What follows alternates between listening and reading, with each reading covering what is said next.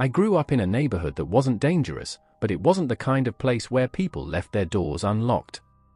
It was one of those middle-class areas where every house looked the same, every family minded their business, and the streets got quiet right around 8 p.m. I was around 10 years old when this happened, old enough to understand what fear felt like, but too young to really process danger.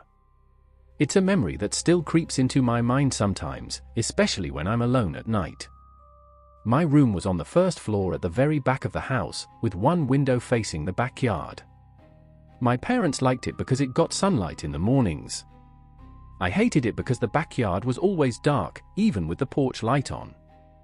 My window didn't have curtains at the time, only blinds, the flimsy plastic kind that never fully closed.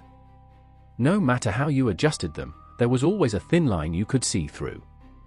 That's where everything started, the idea that someone could be watching even when you thought you were alone.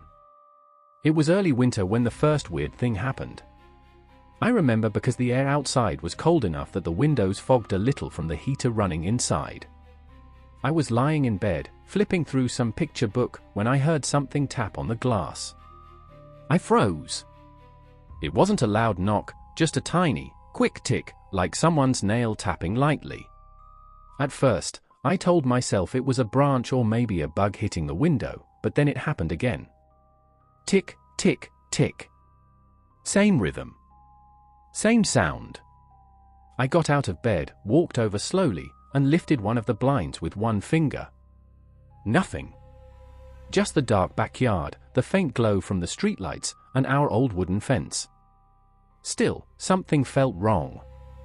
I backed away and slept with my back to the window.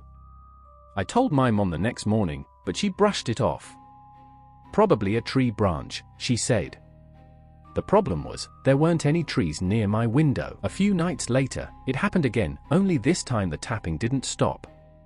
It kept going, soft and steady, as if someone was intentionally calling for my attention. I stared at the window, heart pounding, gripping my blanket so tightly that my hands hurt. Then, something moved. Just a shadow at first, like someone stepped out of the way when I looked toward the glass. I remember whispering, "Mom," as if she'd magically appear in my doorway, but the house stayed quiet. The tapping stopped after a while, but I barely slept. The next morning my dad checked the backyard. He didn't find footprints, but the ground was mostly hard dirt, so I knew that didn't mean anything. He told me again that it was nothing to worry about. Adults always say that, even when they aren't sure. The third encounter made everything undeniable. It was a Saturday night, and I'd fallen asleep early. Around 2 a.m., I woke up from a strange dream, something about someone calling my name. When I opened my eyes, I saw it immediately. Someone was standing outside my window. Not a shadow. Not a shape. A person. The blinds weren't shut all the way, and through the small gap, I saw part of a face, just one eye. The skin looked pale in the moonlight. The eye didn't blink. It just stared, unmovable, unblinking, like whoever it was had been standing there for a long time. My chest felt tight. I couldn't breathe. I couldn't scream. I just lay there, completely frozen, watching as the eye shifted slightly, like the person leaned in even closer. I slowly slid out of bed and crawled toward the door, never looking away. The moment my hand touched the doorknob, there was a sound, one long dragging scrape across the window, like someone's fingernail pulling slowly along the glass. That broke me. I ran to my parents' room, shaking so hard I could barely explain anything. My dad rushed out into the backyard with a flashlight, but whoever was there was gone. The fence gate was cracked open, though. He swore he'd locked it earlier. After that, my parents installed curtains and made me sleep in their room for 2 nights, but eventually things went back to normal. Except they didn't. I couldn't sleep without imagining someone standing on the other side of the window, staring in. But the worst part of the story didn't happen until months later. It was early summer by then. School was ending, and the neighborhood kids spent more time outside. One evening, a police car came slowly down our street, its lights flashing but siren off. 2 officers were going door to door. When they got to our house, my parents stepped outside to talk to them. I listened from behind the door. The officer said they were investigating a man who had been living in an abandoned shed behind the old house 3 doors down. Apparently the man had been seen watching kids through windows, following people at night, and breaking into yards.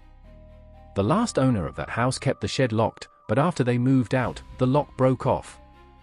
The man had probably been living in that shed for weeks, maybe months. My mom asked if he'd been caught. The officer shook his head. No, not yet. But one of the neighbor's kids said he used to see someone standing in backyards at night. Tall guy, thin, scruffy beard. Matches the description. My mom went pale. She knew immediately. That night, without even asking, my dad boarded up my bedroom window. He didn't want to explain why, but I knew. And I couldn't help but wonder. How many nights had he been standing there? How long had he watched me through that tiny gap in the blinds? Was that whisper in my dream really a dream? I sometimes think about that eye, how still it was, how unnaturally focused. It wasn't curiosity. It wasn't confusion. It was hunger, and the part that still haunts me? The police never found him. To this day, whenever I'm home alone at night and I pass by a window, I still feel the urge to close the blinds, in case something is watching from the darkness on the other side. When I was around 10 years old, my family lived in a quiet neighborhood on the edge of town. The houses weren't close together, but they weren't isolated either, just rows of small, old homes built in the 70s. The kind of place where everyone minded their own business but still waved when driving by. Our house had something that always made me uncomfortable, a half-underground basement. It wasn't fully below ground. The windows were at ground level, long rectangular slits that let in dusty sunlight during the day. At night, they turned into black, reflective strips that felt like they were staring back at you. My mother used the basement as a laundry room. My father used it to store tools. I used it for one thing, the computer desk my parents set up for me at the far end of the room. It was the early 2000s, back when online games were just becoming a thing, and I loved sitting down there after school, clicking away, ignoring the rest of the world. The basement always felt off to me. Cold, dusty, too quiet. But when you're 10 and obsessed with games, fear becomes background noise. Or at least, it did, until the night I saw him. It was early winter. My mother had gone to work the night shift, and my dad was upstairs watching TV. I was in the basement on my computer, playing a pirate adventure game I can still remember every sound from. Every time my character jumped, the speakers made a hollow little thud echo through the room. I had been down there for maybe an hour when I heard something upstairs, 3 footsteps. Slow. Heavy. At first, I assumed it was my dad walking into the kitchen. But then it happened again. 3 more. Even slower. Like someone trying not to be heard.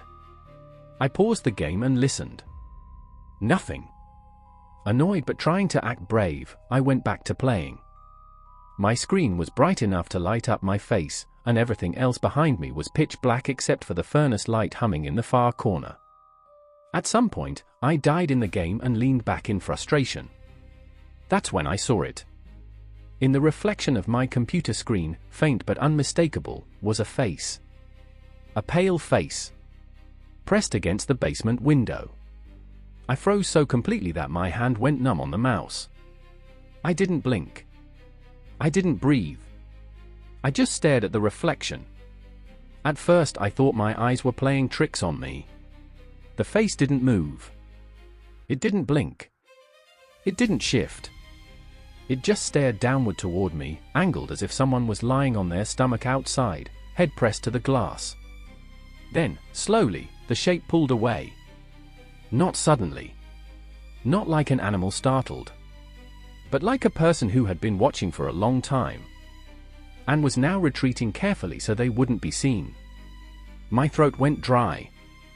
I turned around so fast I nearly fell off my chair. The window was pitch black. No shadow. No movement. Just darkness. I sprinted upstairs so fast I nearly tripped on the steps. My dad yelled something like, "What's your problem?" but I didn't answer. I stayed upstairs the rest of the night, refusing to go back down there. The next afternoon, before school, I checked the ground outside the basement window. There was a depression in the dirt. Like someone had been lying there. A long, body-shaped one. And closer to the window, 2 perfect handprints in the mud. I told my parents. They didn't believe me. My dad said the handprints were old. My mom said I had imagined the face because of the reflection. But I knew what I saw. For the next week, I refused to go into the basement at night. During the day, it was fine, the sunlight came through the windows, and nothing looked threatening. But once the sun went down, that basement felt different. One evening, while my dad was grilling outside and my mom was at work, I heard something again. I was upstairs watching TV when a sound floated up through the vent. A dragging noise. Slow. Scraping. Coming from the basement. I muted the TV. It happened again.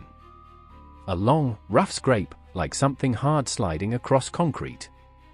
Against every instinct, I crept toward the basement door and cracked it open. The light was off. The sound was louder now. Then it changed. A soft tapping. Then scratching. Directly beneath one of the basement windows. Someone, was touching the glass. I slammed the door shut and locked it. My heart pounded so hard I thought it might burst. I yelled for my dad, but he didn't hear me over the crackling grill outside. The scratching stopped. Then came a new sound. A faint whisper.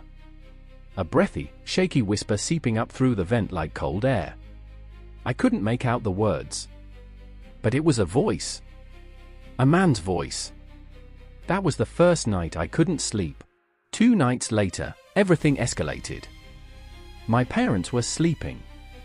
I stayed awake because I couldn't shake the feeling that something was going to happen. Around 1 a.m., the house got unbelievably quiet. No cars outside. No wind. Just this heavy silence that made me feel like something was waiting. Then the furnace kicked on in the basement, making the metal vents shake. Except it didn't sound like the normal hum. It sounded like whispering again. Curiosity got mixed with fear, and I don't know how, but I crept downstairs. I didn't turn on the basement light. I just stood halfway down the steps, looking into the darkness. The computer screen was off, so everything was black. But the window, the one where I saw the face, wasn't black this time. There was something bright. Something white. Pressed against the glass. I took 2 steps down. The shape moved. I froze. It moved again. And then, almost silently, someone stood up. A boy. Around my age. Maybe 10 or 11. But something was wrong with him. His clothes were ripped. His face was pale and dirty. His eyes were wide, too wide, like someone who hadn't slept in days. He stared at me through the window, breathing hard, fogging up the glass. His lips moved as he whispered something I couldn't hear. I should have screamed. I should have run. But I couldn't. I was frozen. Then he raised his hand. Slowly. Deliberately. And pressed it flat against the window. His palm was covered in dried blood.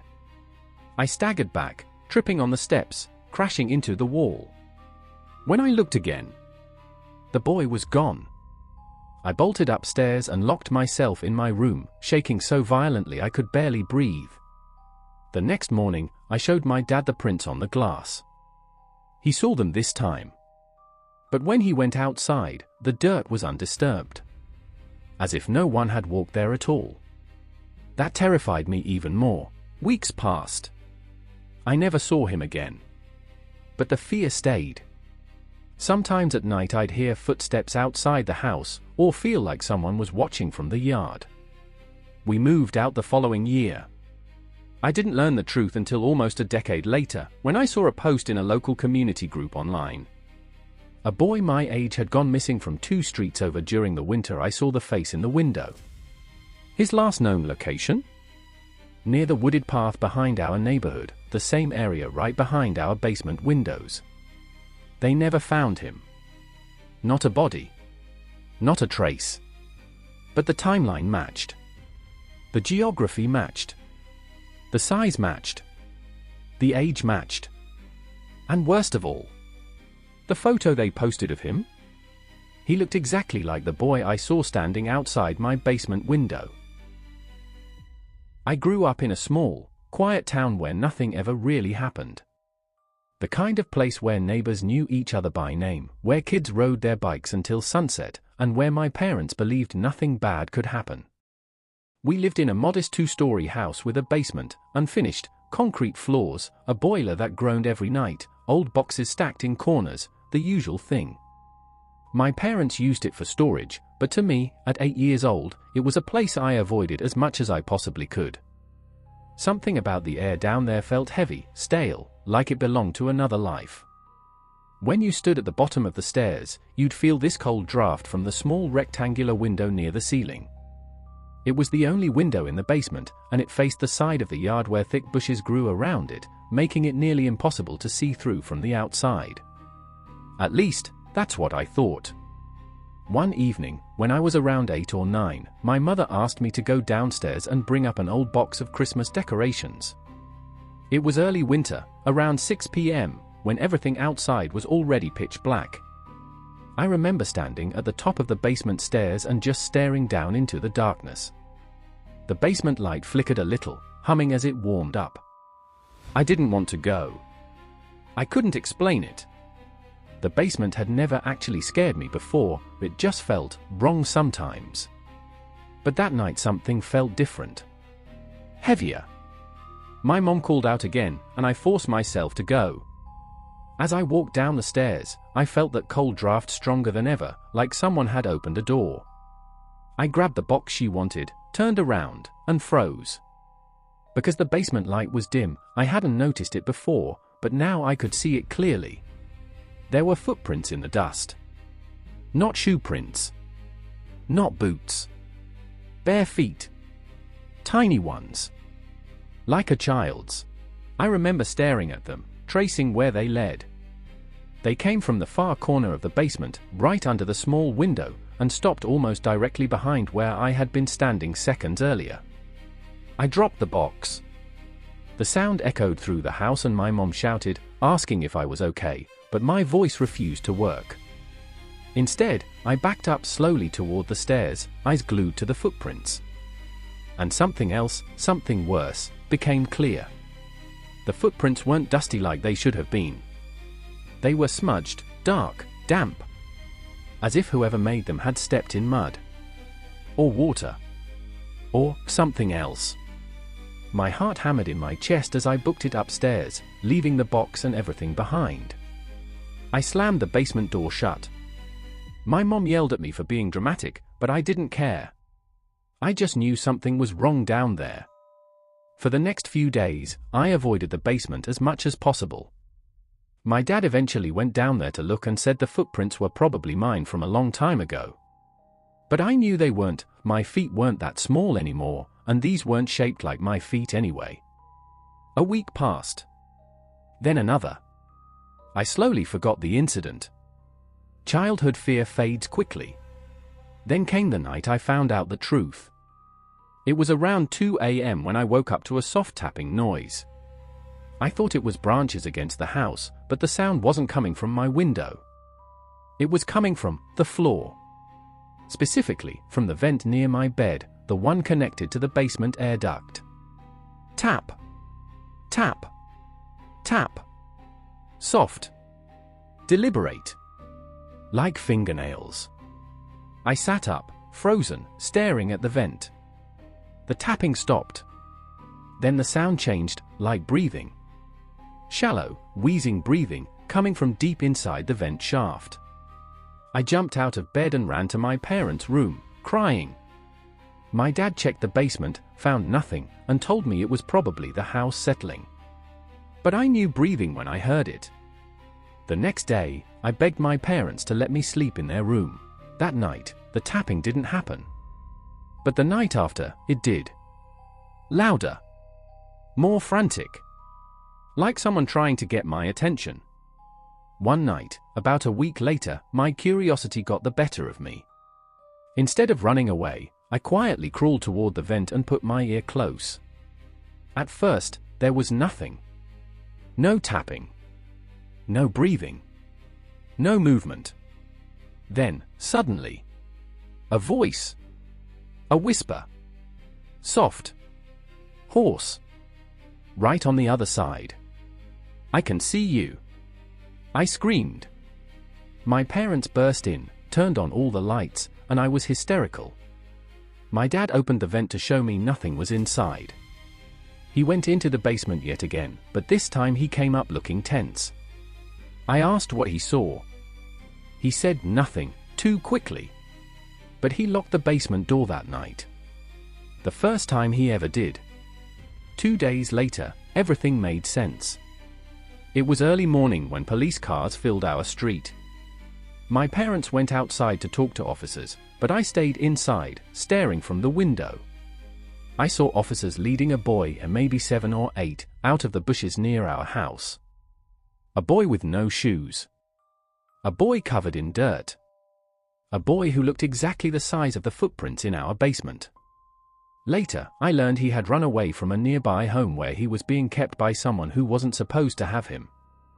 He survived by hiding in backyards, garages, and basements. And where did they say he had been hiding the last few nights before they found him? Inside the air ducts of nearby homes. Hearing people breathe as they slept. Listening through vents. Watching. Waiting. When I heard that, everything inside me dropped. The footprints. The basement window. The tapping. The whisper. That whisper wasn't a hallucination. It was real. He was real. He had been in our basement. Maybe even in our vents. Watching me. I still think about that night sometimes. The whisper. The cold draft. The feeling of being watched when I went downstairs. How close he must have been, and I always wonder. When I stared into the vent that night, did he see my face as clearly as I saw his small, pale eye peeking through the slits?